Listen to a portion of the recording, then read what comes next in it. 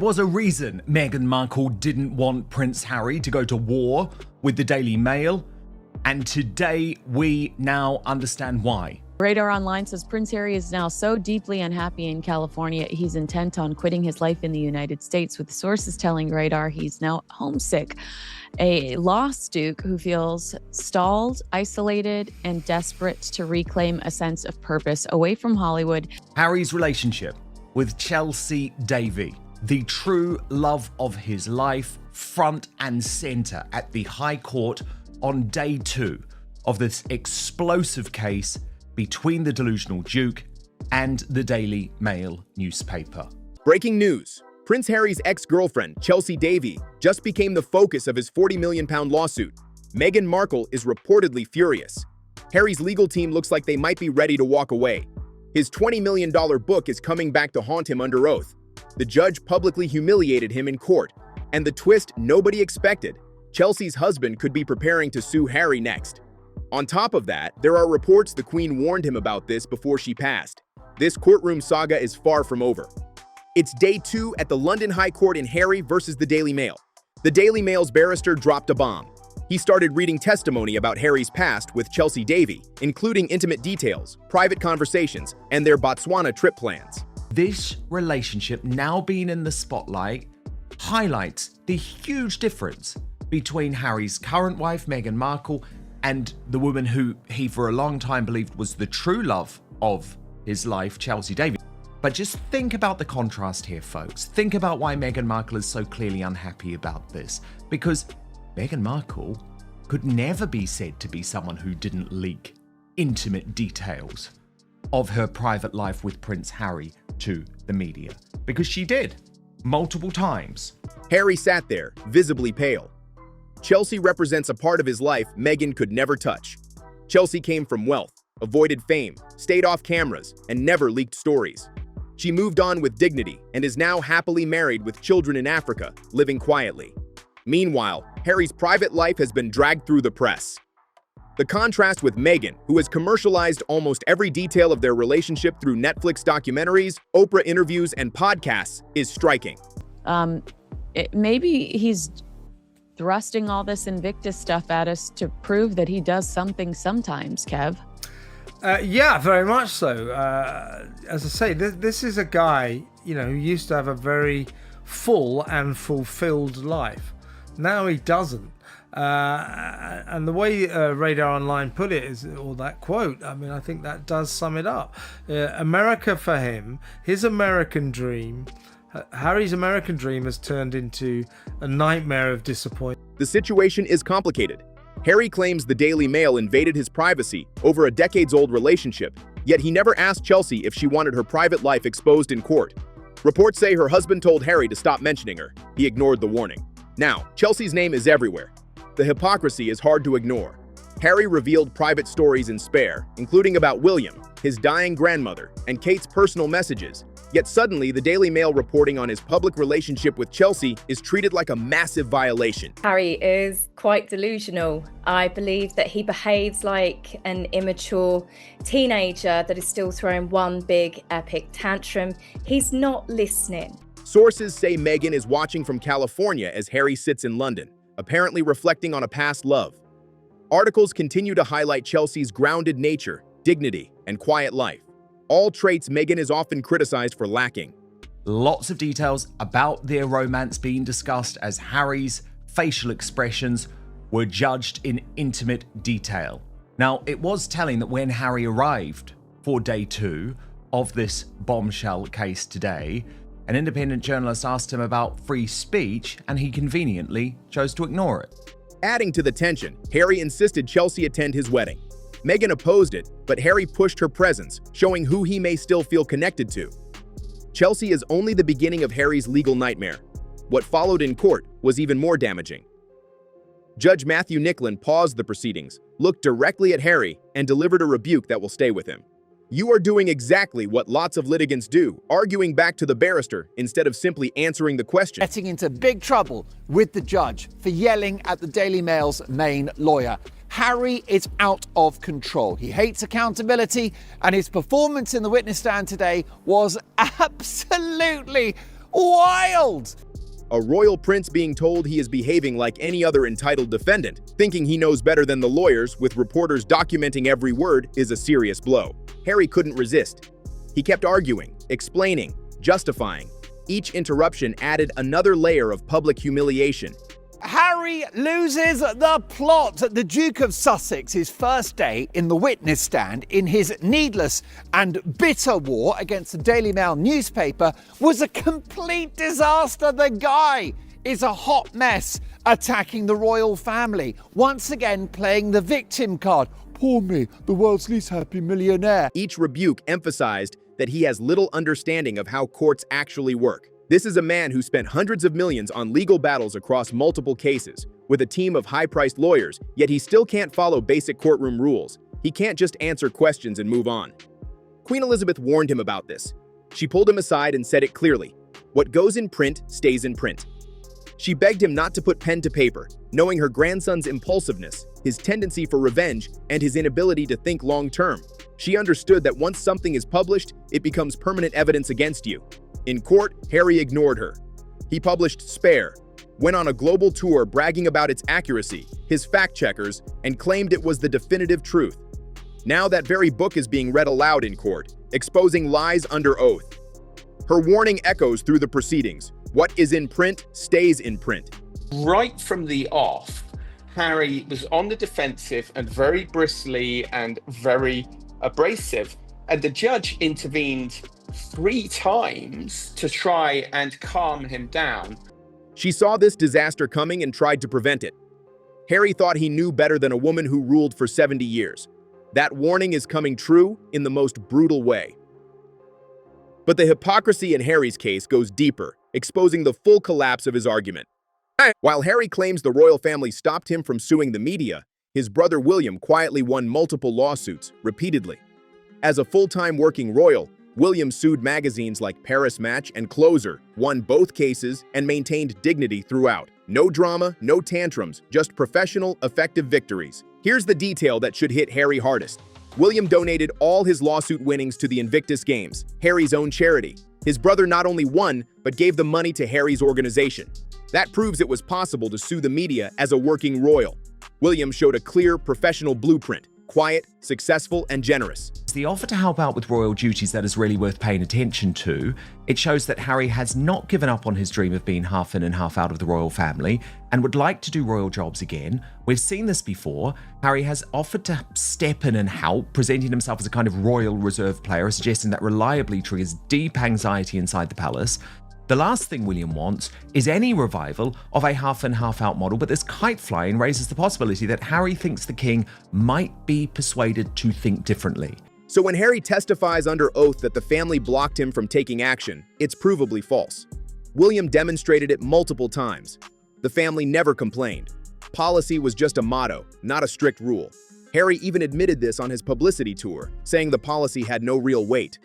Which story is true, Harry? You can't claim both. Either the policy prevented you from suing or it didn't mean anything. You're under oath.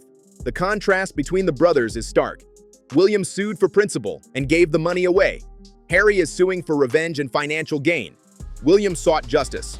Harry seeks attention and paychecks. William managed intrusion with class. Harry is having a public meltdown as his own words work against him. And about the money, this lawsuit isn't just about principle. Spare earned Harry a $20 million advance. His Netflix deal brought $100 million. Spotify added $20 million before it fell apart. Conservatively, Harry made over $150 million since 2020. Now, with this lawsuit and £40 million in legal fees, a huge portion of that wealth could vanish. Montecito Mansion, $14 million. Private security, $3 million a year. Even with all that, the numbers don't add up.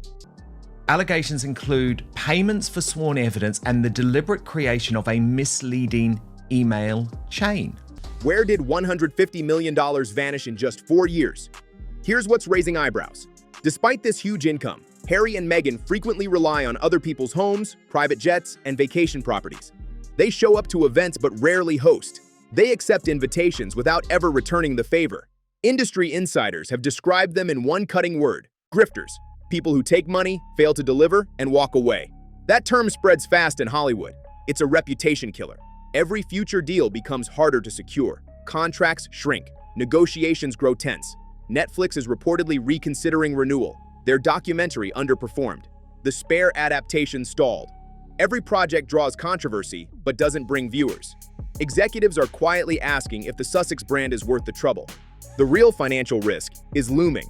If Harry loses this case, he could be personally responsible for the £40 million legal bill. The judge spelled this out clearly, warning claimants about the exposure. For someone who already burned through $150 million in 4 years, this could mean financial ruin, forced sale of the mansion, potential bankruptcy, and career damage. His legal team knows it, and that's why they're stepping away. Multiple senior attorneys have withdrawn from Harry's case, not one left for personal reasons. High-profile lawyers walking away from massive fees almost never happens unless they see a disaster ahead and don't want their names attached. Prince Harry's lawyers accused of dishonesty, fraud, and conspiracy. What went wrong? Fundamental errors that would embarrass first-year law students. First, statute of limitations. Many of Harry's claims expired years before filing, some dating back to 2001. His team apparently never confirmed whether these cases could even be brought, a potential malpractice risk. Second, they didn't cross-check Spare with his testimony. The most basic litigation rule: know what your client has said publicly. Harry wrote a best-selling memoir revealing intimate details of his life, yet no one thought to verify if his court testimony would contradict it. Third, they didn't prepare him for the obvious defense strategy. Of course, the Daily Mail would weaponize his book.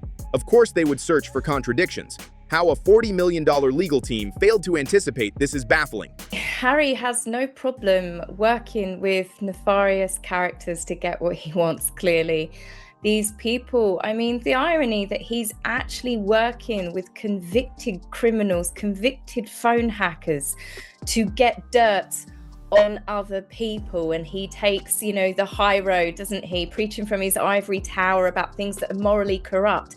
Rebecca English, the Daily Mail's royal editor, is accused of paying £200 to a private investigator for Chelsea's flight information. She claims not to remember the email, but the record exists. That documentation supports the defense.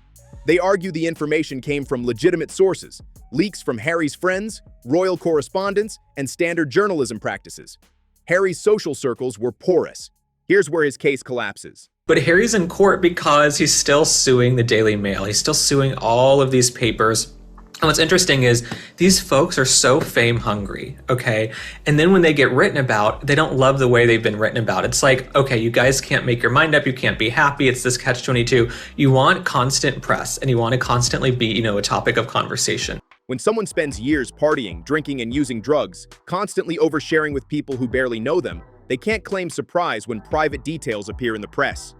Harry himself documented his substance use in Spare. He bragged about it. Those years of impaired judgment explain why he might not remember what he told whom. The paranoia he describes is a symptom of his past lifestyle, not media surveillance. His legal team saw this disaster forming and still didn't adjust. They're collecting their fees and jumping ship before the verdict ruins their reputations. What's coming next isn't just embarrassing. It could be criminal, perjury, lying under oath. This isn't a civil fine you pay with money. It's a crime you pay with jail time if your memoir directly contradicts your sworn testimony. Harry was sworn in before taking his seat in the witness box, and he was questioned under oath by David Sherborne, who is his barrister. He was then cross-examined by Anthony White KC, who is, of course, representing the Daily Mail newspaper. Anthony White KC knows his onions and has taken Harry down and taken him down. Harry has crossed into dangerous territory. The legal standard is high. Prosecutors would need proof he knowingly lied, not simply misremembered. His contradictions aren't vague recollections. They're published, fact-checked, public statements in a book he promoted as completely accurate. Statements he spent months defending in global interviews. Then under oath, he testified the opposite. That's provable documentation. Legal analysts are already debating whether prosecutors could bring charges. The evidence isn't conflicting witness testimony. It's Harry's own words against his sworn statements. Undeniable. If he loses this case, the consequences are severe. He could be personally liable for £40 million. There's potential for a perjury investigation. His reputation is on the line. Credibility shattered. Family reconciliation impossible. There's a pattern here that makes this even darker. devastating moment for Prince Harry's reputation and credibility, as he argues with a judge while in the dock, contradicts himself, appears to fib about using the pseudonym Mr. Mischief. Prince Andrew followed the same path: arrogance, entitlement, believing he was above the rules. Catastrophic lawsuits, public humiliation, family exile, permanent disgrace. Harry is tracing those footsteps with startling precision. Both believed they were special. Both are discovering they were wrong in the most public way possible. The royal family has stayed silent. King Charles hasn't reached out. William hasn't called. They watched Andrew's disaster unfold and are making sure they don't get dragged into this one. Sources say Harry checked his phone constantly during his London visit, desperate for contact, for acknowledgement, and found none. The silence is the answer. He burned those bridges with spare. They aren't being rebuilt. Chelsea Davy managed to escape before the destruction. She saw something others didn't. Now she's living proof of the life Harry could have had: quiet, dignified, successful, and happy. Instead, he stands in court, haggard, balding, defeated, a shadow of the man he was 5 years ago. This isn't normal aging. This is the result of systematically destroying everything good in his life. Revenge. 40 million pounds burned, a legal team fleeing, judges rebuking him publicly, and a book that is now weaponized against him. Queen Elizabeth's warning ignored, potential perjury looming. This is systematic self-destruction, with Harry as the architect, financial ruin if he loses, family reconciliation dead. Meghan stayed home watching Chelsea dominate the headlines, the dignified ex versus the wife who monetized everything. The real question is this: is this lawsuit Harry reliving the one that got away? Team Chelsea or Team Meghan, bankruptcy or divorce? Drop your answers in the comments. Share your thoughts, like this video, and make sure to subscribe for part 2. The verdict, the collapse, and the possible charges are coming. This story is far from over.